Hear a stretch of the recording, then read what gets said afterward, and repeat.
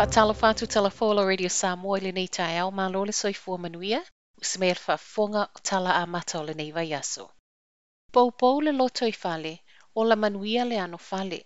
O le sini au tū leo le vai aso le ngangana Samoa o le nei tausanga, ma o la na fionga le minsta o tangata Pasifika au Peter William Seal na whafonga ina le saunoanga au tuana na fieta tala i le nei vai aso tā ua.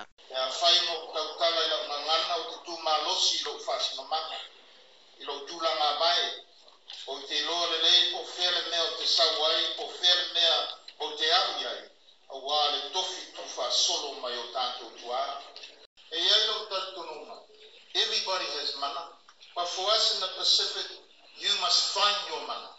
Sa ili lo mamanga, malamalama lo mamanga, teu fatu lo mamanga, ia mawhai ai ona e tūla e po where lapa, ko a onga, Isingisi, whainga malo, o whea lava te tū wai le lumana.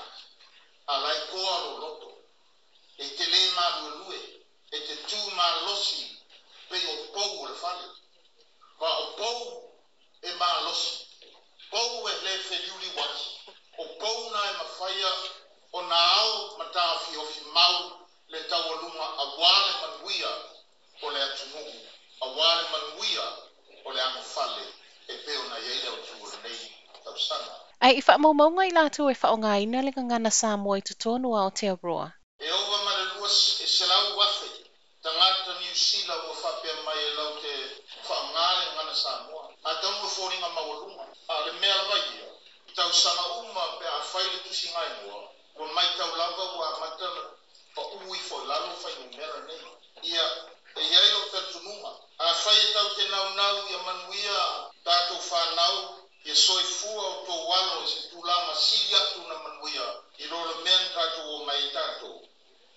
E iai o tatununga. Wa taritonu fo iai whai ngā malo. I whatau a pe ngani. Whatau a pea whaavai o roa whiwhia i ngā mana ni. Lana fionga au Peter William Seal. O lo tāpuni ai le so le tele o a o ngai Canterbury a o iai nei i lalo polo ingo whaalawalawe whaafua sei po le state of emergency. Tā ua mai le mamafo ti munga mafua i lo longa i le tele o vaenga o Canterbury, tele whale o ai ngai kalai estete na motu sia ele tise, palapala solo ma tāpuni ai le tele o awala te tele. O le palapala o le suawai maua wa a fiai ma le suawai tau mafa, ma ua fautua ina le toa tele o tangata o lo ononofo ia vaenga o le atunuu, e wha o ngā whakuvai whaatau ona o le mautino o le saunga le mū. Tu whaatasia talafou, e limas fululua a onga, ma le luas fulwha onga a mata ua whaamaunia mai e le mtanga luenga wa onga o le alea e le so, ma e ono whaaua watu i le aso a tae au. E tele swinga whaopopo le au iei pūlenga o whalewhai ngā luenga o lo sa ili mai o lātu tangata whai ngā luenga mai atunu i whafu. O le visa weta ua o le Accredited Employer Work Visa, o le asui tūlanga i visa whai ngā luenga i ono, whaapea tālo sanga o visa whai ngā luenga o lo iei le taimi nei, le e wha umai le masina fou. O le watu le mamawhai pūlenga o whalewhai ngā luenga e tatau waiona mua i whaiasiaki o ngā luenga wha asalalau, ai ele i tālo sanga ina visa whai ngā luenga o tangata sa ili mai whafu. Mua ngā luenga tutongi mawalalu, o le a mua i tu inatu il mata ngā luenga le social development, le o lo tutongi a benefiti, ma feso soane sa ili ngā luenga tangata, pe le wha amata o iei nisi tutono ni usila ma whaiona whaia nei ngā luenga. O le mai o neisi aki mai lo i longo le awha to a ma whaia i loa na wha aulu si tālo sanga, mo le visa whai ngā luenga. Mo le mau le vaenga o whemalanga inga, o se swinga o lo langolango ai le tamau a ingo ni usila, ma lona manuia i le lumanai.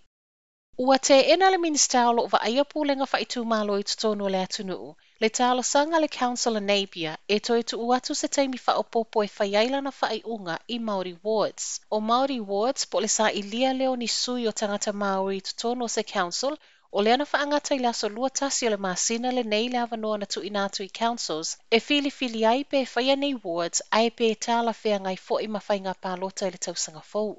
O le whina o le pulenu o Napier, Kirsten Wise, e le I lava se taimi e whaatala noa le community le nei mta upu. Pei tai wale ai maina naya mahuta, ma le mafuanga, e le mawhai ona olona wingo le ato e sui ai le tūla fono, ma te le aile le mautonu o isi councils. O councils a Hastings ma Hawke's Bay, le ua watala na malili e lava le amatango le masina le nei, e whai awards mo tangata Maori whai ngā filifili ngā local elections le olo tāpena mo le tausanga i luma.